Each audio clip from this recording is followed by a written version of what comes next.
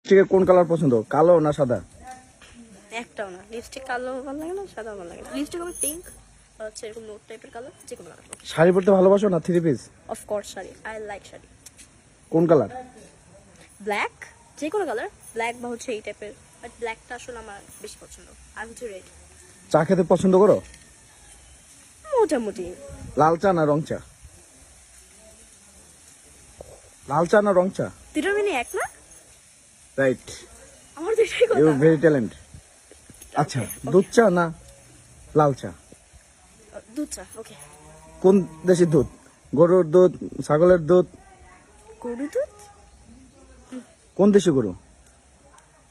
দেশি। দেশি।